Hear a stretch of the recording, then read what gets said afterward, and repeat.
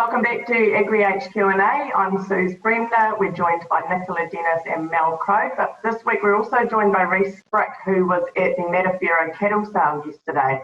That sale was supposed to have about 2,700 cattle, but sounds like fortunately Reece, it dropped a little bit. But what were your thoughts?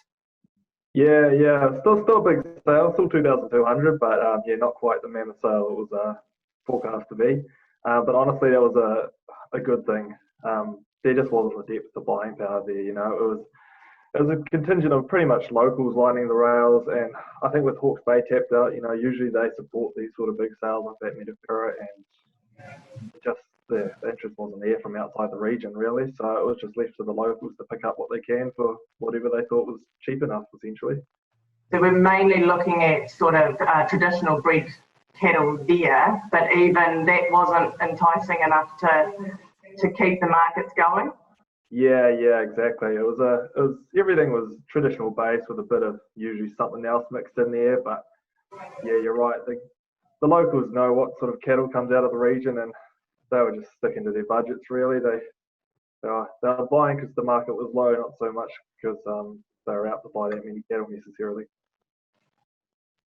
Yeah, looking at some of those prices, Reece, gosh, there was some real good bargains to be had. Not that vendors would probably want to hear that, but what do you think that market would have looked like if Hawke's Bay was there, if we'd had the grass? Is there the confidence that it would have really ramped up, or were numbers just too big? I think if the sale was held in a different region where you could pull in from a larger, I guess, group of regions, I think the market would have been stronger.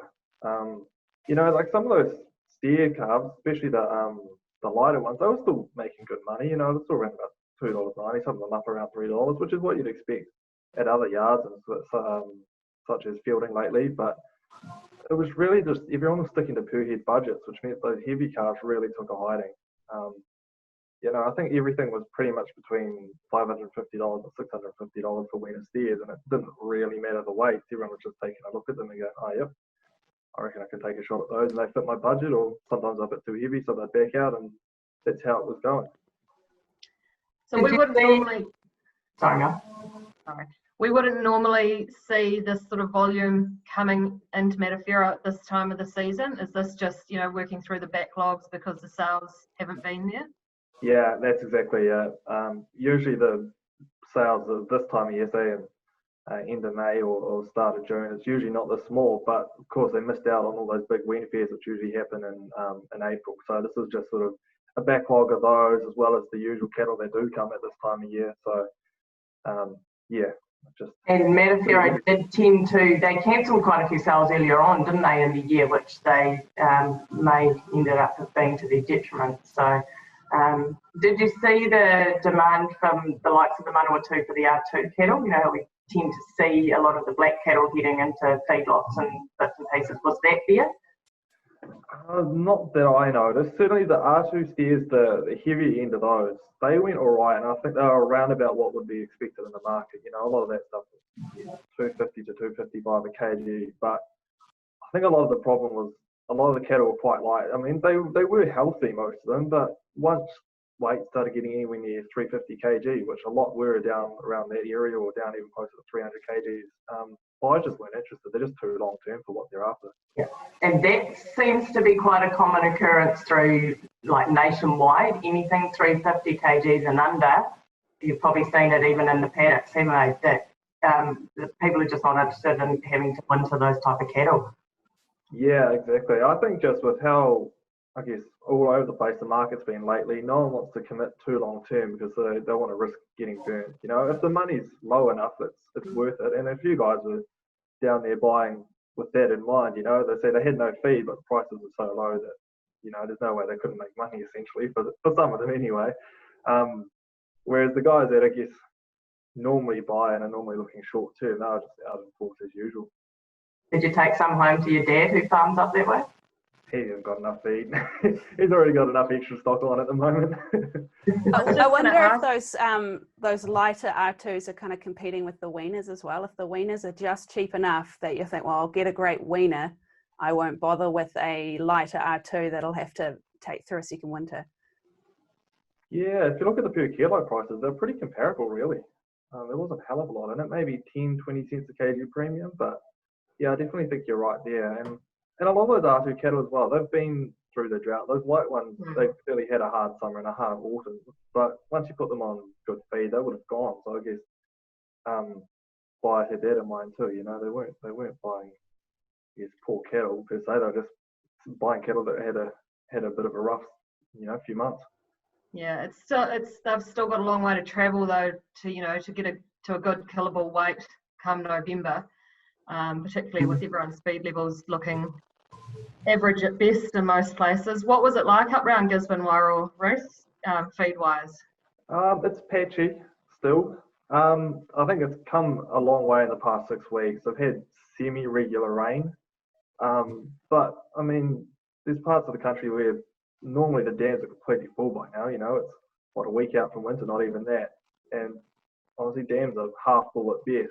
And in the areas that got hit worse, sort of in around the Matawhero region, they're still recovering from it. They're still coming back. You see any north-facing hills that are real steep, they're still pretty brown in places. So it's coming good, but it's still got a long way to go to be near normal. Yeah, and I think the sentiment is, that's so widespread, and I think that's why, particularly in the weaner markets, we're seeing such selective buying for type. Where there's still the demand there for the traditional cattle, and they are certainly, in some cases, selling above expectations, but still, $2.90, $3 for your weaner steers. But the dairy beef market is just a struggle. You've got to feel for calf rearers. I think that they've had a bad year this year. Yeah, someone was telling me the other day they're expecting like a $75 a head margin, and that's after costs, but not paying themselves any sort of wages. So that's a tricky market to jump back into. Oh, for sure. And it does come down to what people want to be trying to carry through. That you've got your hardy traditionals and exotics that can handle a bit more and have proven, they proved that in drought times, whereas the dairy beef take a little bit more to look after. Yeah, and that shadow of M. bovis is still out there as well. That's still something to be concerned about. Yeah.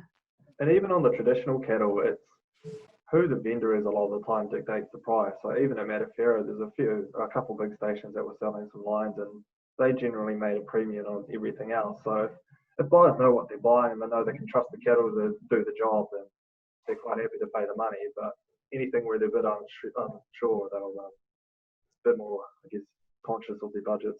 Yeah, we saw that during lockdown as well, that many of those those beef producers, calf producers, were able to get move stock to repeat buyers. So it was like they were able to get rid of those calves at a normal time at a semi-decent price to repeat buyers. So that must bring a lot of confidence. Just moving on to another class in that store cattle market, where there's not a lot of bulls coming forward, but they're not really reflecting, these farm gate prices are not reflecting what we're seeing in the US market, are they, Mel? No, they're not. We have seen some upside in those farm gate prices through May, which has been reflective of that strength of the US market, but certainly procurement at the farm gate is still way behind normal. And the bull beef farmers, they follow that market. They understand what procurement and what the US market all means to them.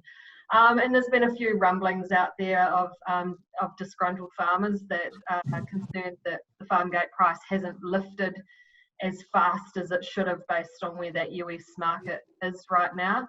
But we've got to take that step back and look at that market as a whole. We've seen really fast upside driven by a shortage of beef because of the slowdown in processing in the US market. But we've also got to look too that the beef and the cattle haven't disappeared from the US market. They're still sitting there. They're still going to have to be processed at some point. And the US plants are making really good inroads into that market and their efficiencies at plant level. So we're starting to see kill rates getting up over 550,000 head a week. So we've just got to be cautious that those US imported beef prices are sustainable. And right now we are just moving through a bit of a bubble there in that market.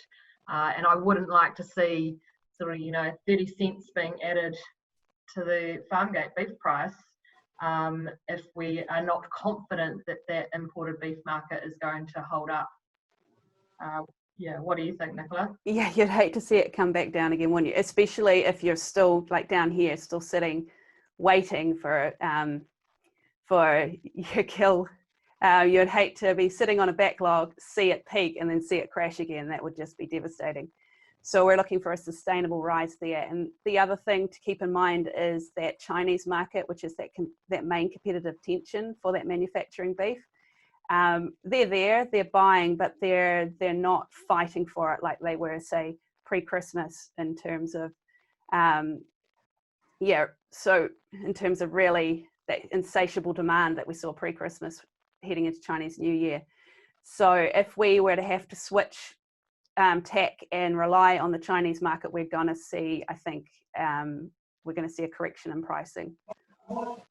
Awesome, guys. Hey, that wraps up part 1, and hang in there for part 2.